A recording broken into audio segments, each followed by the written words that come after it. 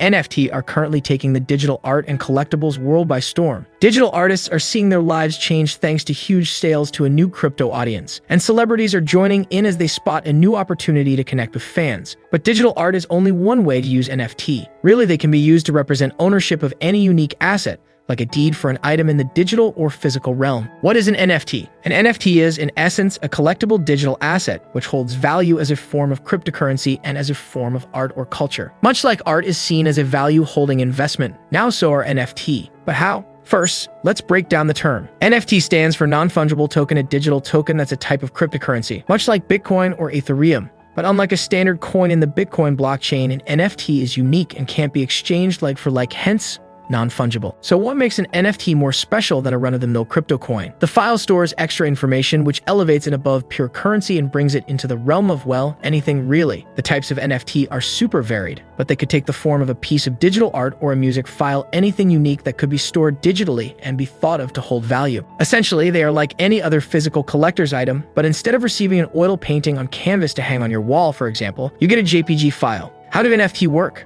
NFT are part of the Ethereum blockchain, so they are individual tokens with extra information stored in them. That extra information is the important part, which allows them to take the form of art, music, video, and so on, in the form of JPGs, MP3s, videos, GIF, and more. Because they hold value, they can be bought and sold just like other types of art, and like with physical art, the value is largely set by the market and by demand. That's not to say there's only one digital version of an NFT art available on the marketplace, though. In much the same way as art prints of an original are made, used, bought, and sold, copies of an NFT are still valid parts of the blockchain, but they will not hold the same value as the original. And don't go thinking you've hacked the system by right-clicking and saving the image of an NFT either. That won't make you a millionaire because your downloaded file won't hold the information that makes it part of the Ethereum blockchain. Makes sense. Where can I buy NFT tokens? NFT can be bought on a variety of platforms, and which you choose will depend on what it is you want to buy. For example, if you want to buy baseball cards, you're best heading to a site like Digital Trading Cards, but other marketplaces sell more generalized pieces. You'll need a wallet specific to the platform you're buying on, and you'll need to fill that wallet with cryptocurrency. As the sale of Beeple's every day is the first 5,000 days at Christie's proved, some pieces are beginning to hit more mainstream auction houses too, so these also are worth watching out for. Because of the high demand of many types of NFT, they are often released as drops, much like in events, when batches of tickets are often released at different times. This means a frenzied rush of eager buyers when the drop starts,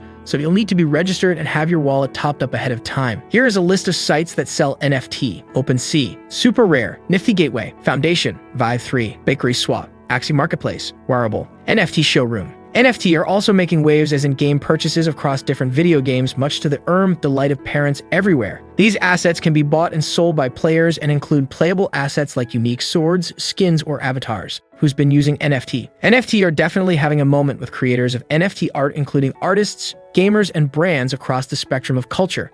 In fact, it seems every day brings a new player to the NFT marketplace. For artists, stepping into the NFT space adds another space and format to create and share art and offers their admirers another way to support their work. With pieces ranging from small, quick to make GIF to more ambitious works, artists can offer the public a range of ways to buy art and make money in the process. We talked a bit about those making NFT to include in video games, something that's shaking up the concept of buying assets in game. Up until now, any digital assets bought inside a game still belong to the game company, with gamers just buying them temporarily to use when playing the game. But NFT mean that the ownership of assets has shifted to the actual buyer, meaning that they can be bought and sold across the gaming platform with extra value applied based on who has owned them along the way. In fact, games are beginning to be made that are based entirely around NFT, proving how they are shaking up the industry. It would be expected that well-known artists would receive the big bucks in return for their work, something that was relied upon when an anonymous group of art enthusiasts burned an original Banksy to turn it into an NFT. But other sales are more surprising. For example, it was Beeple's first foray into the NFT market,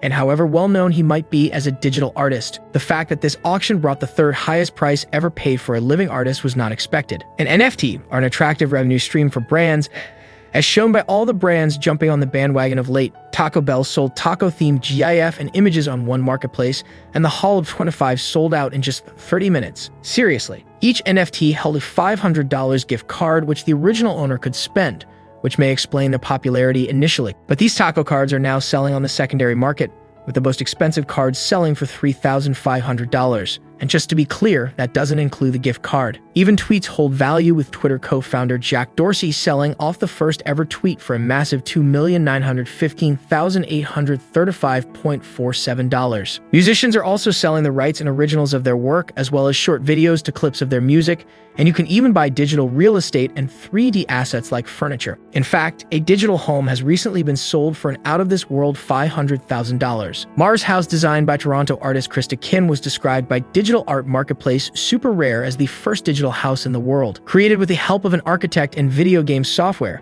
the owner will be able to explore the mansion on Mars using virtual reality, including sunbathing outside the house in the Mars atmosphere. Can anyone make an NFT? You got this far, so you might now be wondering, can just anyone get involved? Well, one would assume so, given when Trevor Andrew drew this Gucci ghost, they managed to sell it for an eye-watering $3,600. Technically, yes, everyone can sell an NFT. Anyone can create work, turn it into an NFT on the blockchain in a process called minting, and put it up for sale on a marketplace of choice. You can even attach a commission to the file, which will pay you every time someone buys the piece, including resales. Much like when buying NFT, you need to have a wallet set up, and it needs to be stuffed full of cryptocurrency. And this requirement for money upfront is where the complications lie. The hidden fees can be prohibitively astronomical, with sites charging a gas fee for every sale, the price for the energy it takes to complete the transaction, alongside a fee for selling and buying. You also need to take into account conversion fees and fluctuations in price depending on the time of day. All this means that the fees can often add up to a lot more than the price you get for selling the NFT. But different sites have different fees attached, and some are better than others, so it's worth doing your research. Whether or not NFT are here to stay, they have certainly become a new plaything for the uber rich, and there is real money to be made if you can make it happen. NFT give new meaning to digital art, and the prices seen at sale indicate it is a real part of the future of art and collectibles in general. What do NFT mean for creators? Ownership of digital art. Prior to the existence of cryptocurrency, we never really got to own something that was completely digital. We passed around videos and motion graphics, repurposing and reposting them, but there wasn't this current opportunity to automatically assume complete, concrete ownership over a digital file or artwork. The rise of NFT changes this, allowing creators the authority to rent digital artworks out to sell them or display them how they wish. In order to sell them, designers need to get some kind of legal ownership of their work. So after NFT art is created, it's minted or tokenized on the cryptocurrency service blockchain. The blockchain is a digital transaction system that records information in a way that makes it very difficult to hack or scam, which means it's extremely useful for tracking copyright ownership and maintaining records of creation.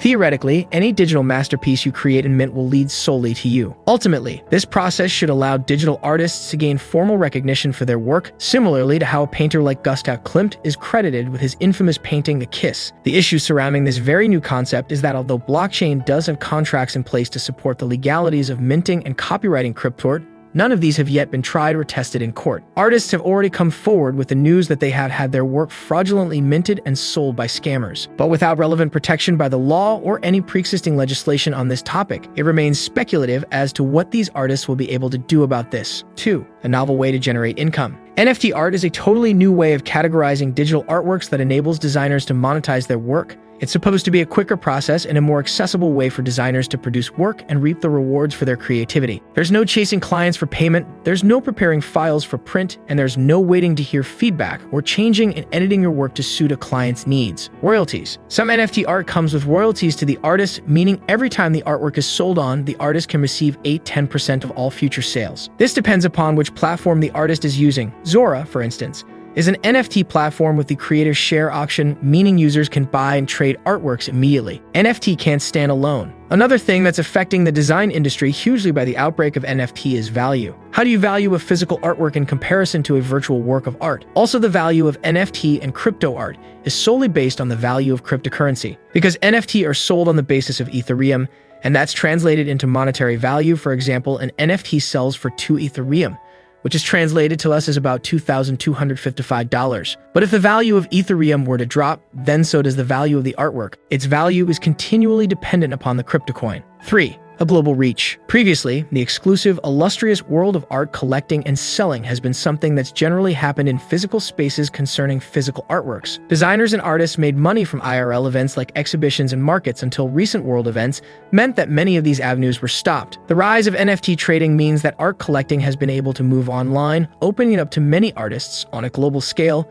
who may not have previously had the chance to sell their work to buyers. Similarly, for many graphic designers, it can be really difficult to hold down a steady means of income without doing odd jobs or unrelated work. Stability is a slow bloomer and can be found in loyal clients or through a consistent, timely turnover of projects. But if you're not already well established, it can be tricky to find your feet in this competitive industry.